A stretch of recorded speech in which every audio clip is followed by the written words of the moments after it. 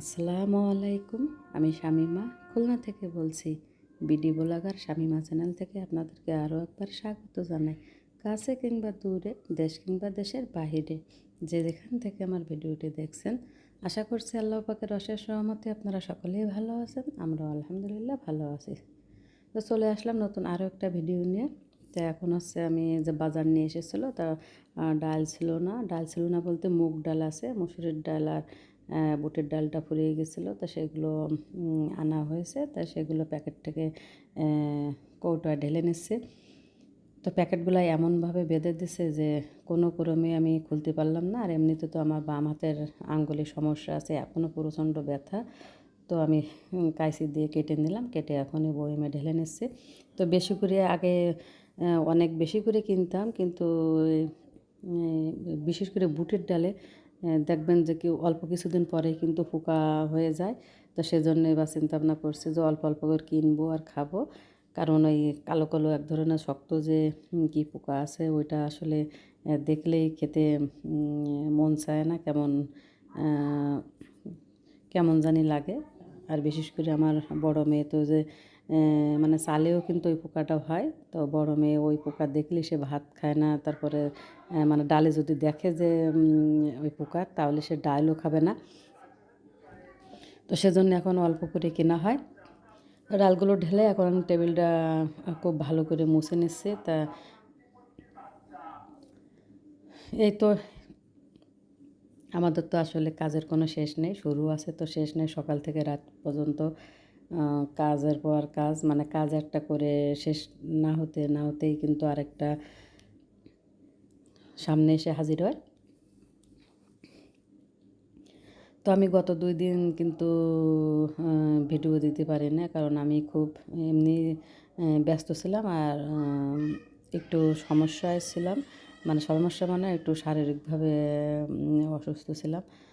শরীরটা যেন ভালো লাগতেছিল না। 2 দিন তো যে ভিডিও করব সেই এনার্জি আসলে ছিল না, যার কারণে ভিডিও করতেও পারি না আর ভিডিও ছাড়তেও পারি নাই। তো আজকে চিন্তা ভাবনা করলাম যে ছোট্ট একটি ভিডিও শেয়ার করি আপনাদের সাথে। তো সেজন্য আর কি ভিডিওটি করা। তো আমি কিন্তু ডালগুলো ঢেলে নিয়ে টেবিলটা মুছে নিয়ে এখন হচ্ছে গ্যাসের চুলাটা মুছে নেব। তো দেখেন গ্যাসের চুলার কী অবস্থা। সকালবেলায় একটু ডিম ভাজি করা হয়েছিল, আর ওই যে বাসি ভাত ছিল, সে ভাত ভাজা হয়েছিল। তো অনেক ময়লা হয়ে গেছে। তো এখন গ্যাসের চুলাটাও খুব ভালো করে পরিষ্কার করে নিব। তো আসলে একটু রান্নাবান্না একটু করলেই কিন্তু দেখবেন যে ময়লা পড়বে। যতবারই আপনি চুলায় কাজ করবেন ততবারই একটু না একটু ময়লা পড়বেই। আর একদিন যদি পরিষ্কার করা না হয় চুলা, তাহলে কিন্তু চুলার দিকে তাকানো যায় না। তো যেহেতু আমি একটু অসুস্থ ছিলাম, তো সে কারণে আর কি চুলাটা ওইভাবে ডিপলি পরিষ্কার করা হয়নি, কোনো রকমে একটু পরিষ্কার করেছিলাম। তো সেই কারণে আর কি চুলার উপরে অনেক ময়লা পড়েছিল। তো এখন খুব ভালোভাবে আমি পরিষ্কার করে নিচ্ছি।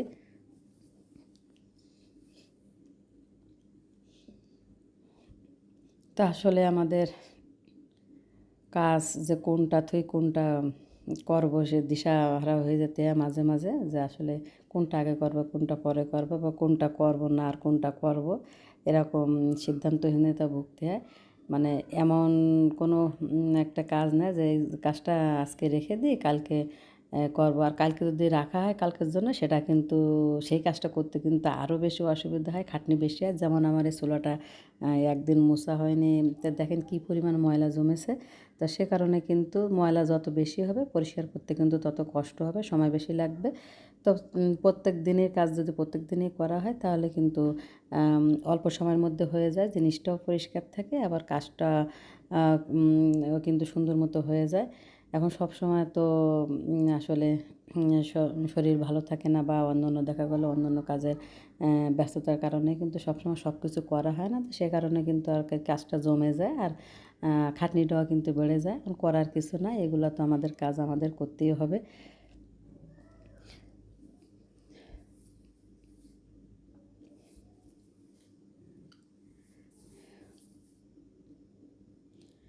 তো আমার এই গ্যাসের চুলাটা না অনেক সমস্যা আছে, বিশেষ করে ডান পাশের চুলাটা দিয়ে আমি রান্না করতে পারতেছি না।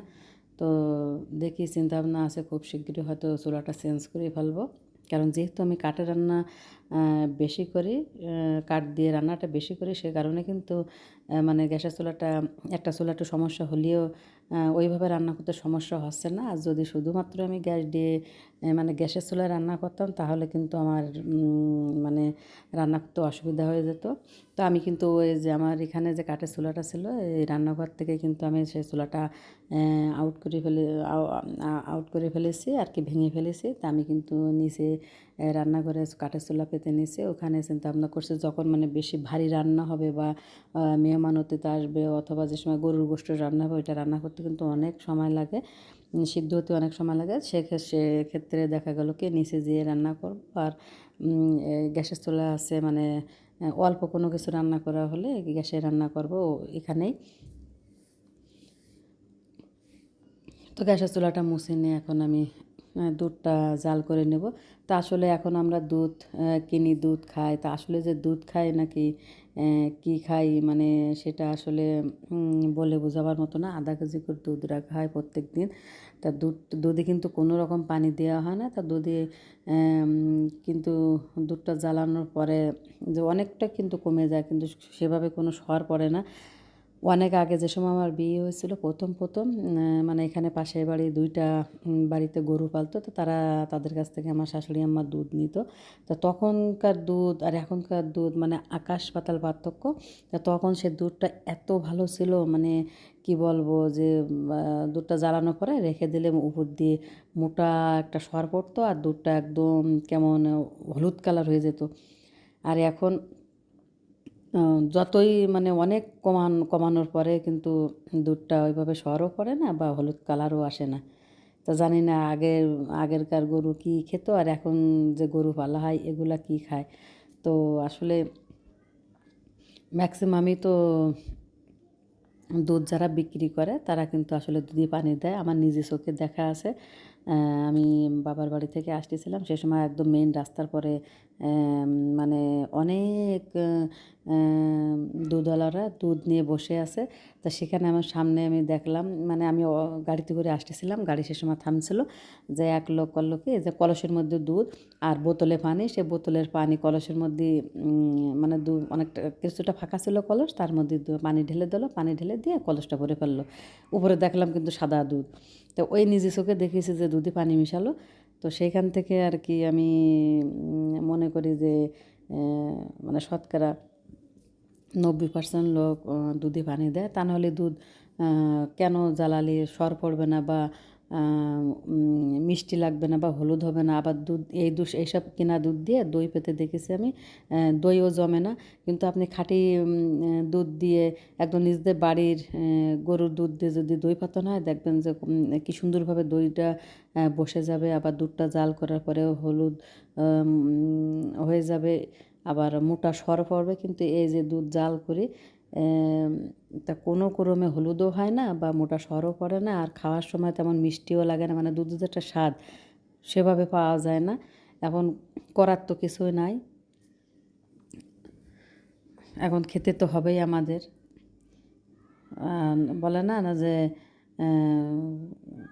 না না পেলে করার কিছু নাই, সামনে যেটা যা পাওয়া যায় তাই খেতে হবে। তা সেই অবস্থা আর কি। তো যেহেতু সেভাবে আসলে খাঁটি দুধ খেতে হলে নিজেদের বাড়িতে গরু পালতে হবে। তা না হলে কিন্তু বর্তমান যে জামানা, এতে কিন্তু খাঁটির দুধ খাওয়ার কোনো উপায় নাই।